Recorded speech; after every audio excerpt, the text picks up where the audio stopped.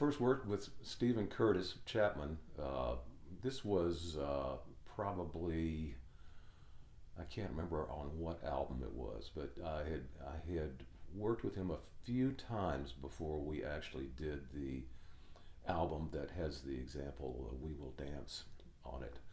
"We Will Dance" was an album. It was a little different for Stephen because he was a very well-known and successful contemporary Christian artist, and he had probably, gosh, he may have had 15 records before we actually did the "We Will Dance," the record with "We Will Dance" on it.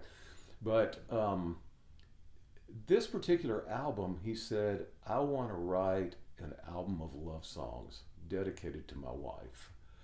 And so he did. And this was one of those songs. And they're just beautiful songs. Well, we went to they did the rhythm tracks in Nashville.